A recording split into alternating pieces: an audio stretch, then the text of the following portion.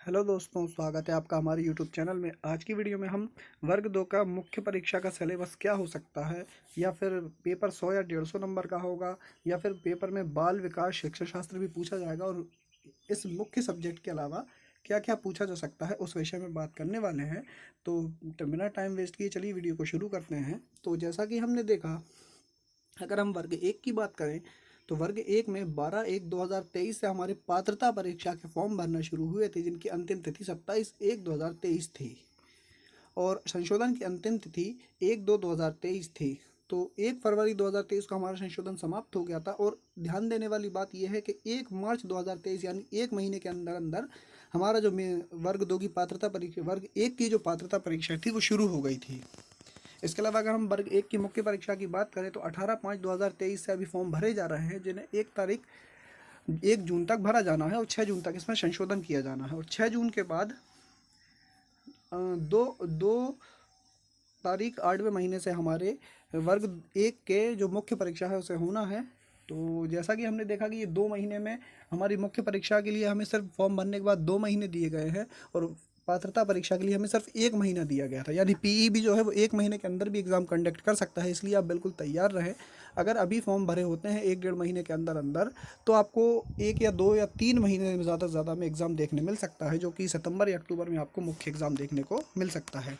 अगर हम बात करें तो वर्ग 1 में जैसा कि हमें पात्रता परीक्षा में आरक्षित अभ्यर्थियों को 50% और अन्य को यानी जनरल कैटेगरी वालों को 60% में क्वालिफाई किया गया था, लेकिन हमारी जो भर्ती परीक्षा है उसमें जनरल वालों को 40% आरक्षित वालों को 40% और जनरल वालों को 50% में हमारा क्वालिफाई किया गया है। इस मुद्दे पे अभी बहस चल रही है, लेकिन वो कुछ मुझे नहीं लगता कि उसका कोई नतीजा निकलने वाला है, क्योंकि सरकार सुनने के मूड में नहीं है और फॉर्म भरवाने लगी है।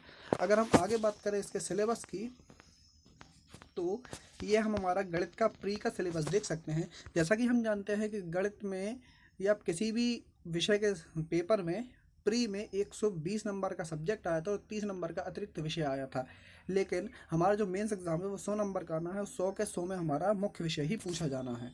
तो ये हमारा, अगर हम देखें तो ये हमारा गणित का प्री का एग्ज़ाम है। एग्ज़ाम का जो सिलेबस है वो है, तो इसे आप ज़रा ध्यान से देखें। अंक गणित, संख्याएं, बीज गणित, रेखिक असहमिकाएँ और इत्यादि ये सारे टॉपिक्स हमें दिए गए थे। इन्हें आप ध्यान से देखें। क्षेत्रमिति, त्रिकोणमिति, सांख्यिकी, गणितीय विवेचना, अनुक्रम श्रेणी, मूल सांख्यिकी। तो ये हमारा वर्ग 1 का प्री का सिलेबस है। और यहाँ से हमारा जो है ये वर्ग 1 का मेंस का सिलेबस है, जिसमें अंक गणित है, मूल सिद्धांत हैं, आव्यूह सारणिक हैं, संबंध फलन है,